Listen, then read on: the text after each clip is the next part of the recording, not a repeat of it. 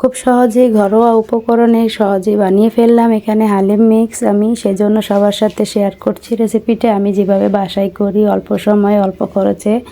তো এই জন্য আমি সবার সাথে রেসিপিটি শেয়ার করলাম। সবাই অবশ্যই দেখবেন মনোযোগ সহকারে, অবশ্যই ভালো লাগবে।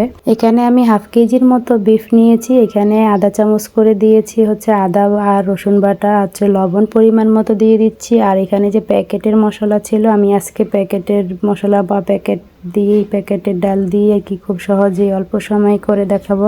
তো সেই জন্য আমি এগুলি যে মিক্স করে দিচ্ছি। মশলাটা কিন্তু পুরোটা আমি দেই না, এখানে আমি অর্ধেকটা পরিমাণ দিয়ে তারপরে দেখুন আমি এখানে মশলাটা একটু ম্যারিনেট করে রেখে দেবো বিফের সাথে, তাইলে কিন্তু টেস্টটা একটু ভালো আসে। আর পেঁয়াজ কুচিটাও দিয়ে দিচ্ছি, দিয়ে আমি কিন্তু এখানে 15-20 মিনিট মতো রেখে দেব।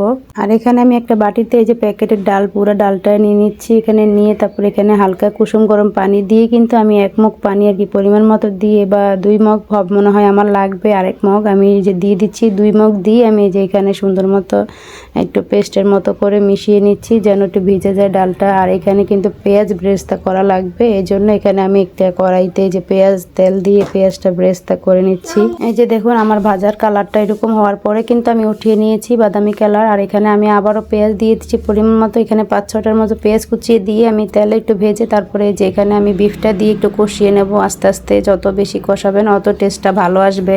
তেলও আমি কিন্তু পরিমাণ মতো দিয়েছি। আর এখানে আমার জিরা দিয়েছি হাফ চামচ, একটু জিরের গুঁড়াও দিয়ে দিলাম। তারপরে একটু ভালো মতো আমি নেড়ে চেড়ে সবগুলি মশলা একটু কষিয়ে নিচ্ছি। আর এখানে আমি এলাচ 3টা আর 2টা দারচিনি দিয়ে দিচ্ছি, দিয়ে একটু এখানে একটু সামান্য হলুদের গুঁড়াও দিচ্ছি জাস্ট কালারের জন্য।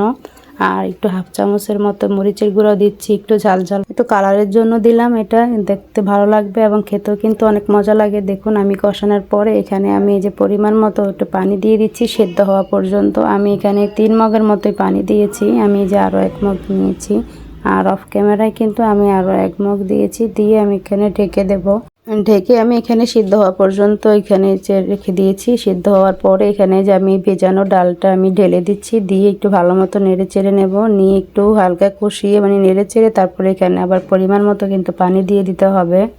তো এখানে আমি 1 মগের মতো পানি দিচ্ছি। এখানে পানি দিয়ে যে বাটিতে ছিল আমার ডালটা ওটা আমি একটু ধুয়ে তারপর দিয়ে দিচ্ছি 1 মগ পানি। আর সাথে আমার আরও যদি লাগে আমি আরও দিচ্ছি পরিমাণ মতো। ওইটা একটু জাস্ট একটু পরিমাণ মতো। এখন তো হচ্ছে ডালটা শুধু সেদ্ধ হবে, গোশটা আমার সিদ্ধ হয়ে গেছে অলরেডি, আমি ভালো মতো সিদ্ধ করে নিয়েছি। আমি অফ ক্যামেরায় কিন্তু আরও 1 মগ পানি দিয়েছি। দেখুন সিদ্ধ হয়ে গেছে আমার এটা। কিছুক্ষণ রান্না করার পরে আমি উপরে পেঁয়াজ বেরেস্তা আর একটু হচ্ছে ধনেপাতা দিয়ে আমি এখানে একটু নাড়াচাড়া দিয়ে মিশিয়ে আমি এটা পরিবেশন করব। আর যারা আমার চ্যানেলে নতুন অবশ্যই আমার চ্যানেলটি সাবস্ক্রাইব করে আমার পাশে থাকবেন। অবশ্যই লাইক, কমেন্ট এবং শেয়ার দিয়ে পাশে থাকবেন। আর দেশ থেকে এবং দেশের বাইরে থেকে যারা আমার ভিডিওতে দেখছেন সবাইকে অনেক অনেক ধন্যবাদ। তো এখানে রান্না শেষের পরে দেখুন আমি একটা পাত্রে সুন্দর মতো পরিবেশনের জন্য এখানে যে একটা মাটির পাত্রে আমি একটু উঠিয়ে নিচ্ছি। আর এখানে উপরে পেঁয়াজ ব্রেস্তা দিয়ে দিচ্ছি। আর এখানে সাথে আমি শসাও কুচিয়ে দিয়ে দিচ্ছি দেখার সৌন্দর্যের জন্য। এটা কিন্তু চাইলে আপনারা স্কিপ করতে পারেন। আর হচ্ছে লেবু দিয়ে দিচ্ছি, লেবু দিয়ে কিন্তু অনেক মজা লাগে খেতে। আর এখানে আদার পিসও দিয়ে দিচ্ছি। আর এই যে এখানে উপরে ধনেপাতা দিয়ে দিচ্ছি। দেখুন কত সুন্দর এবং লোভনীয় লাগছে। যেমন লোভনীয় লাগছে, কালারফুল হয়েছে এবং ঘরোয়া পরিবেশে ঘরোয়া উপকরণে ফ্রেশ ভাবে বানিয়ে দেখালাম। আপনারা চাইলে অবশ্যই রেসিপিটি ট্রাই করবেন। আর কেমন হলো অবশ্যই কমেন্টে জানাবেন আপনাদের মূল্যবান মতামতটি। আর হালিম কিন্তু সবসময় পরোটা বা নান রুটি দিয়ে খেতে কিন্তু অনেক মজা লাগে। আমাদের বাসার সবাই অনেক পছন্দ করে, সেজন্য আমি এখানে ঘরে না বানিয়ে, কিন্তু ঘরে বানালে একটু সময়টা বেশি লাগতো, এই জন্য আমি কিনে নিয়ে আসছিলাম। আর আমাদের বাসার সবার জন্য কিন্তু আমি এখানে বাটিতেও সার্ভ করেছি, পরিবেশন করেছি। দেখুন দেখতে কত সুন্দর হয়েছে এবং কালারফুল, খেতেও কিন্তু অনেক মজার ছিল। আর হচ্ছে এখানে দেখুন আমি নান রুটিটাও দেখিয়ে দিচ্ছি। ধৈর্য সহকারে যারা আমার ভিডিওটা দেখেছেন সবাইকে অনেক অনেক ধন্যবাদ। সবাই ভালো থাকবেন, সুস্থ থাকবেন। আজকে এই পর্যন্ত, আল্লাহ হাফেজ।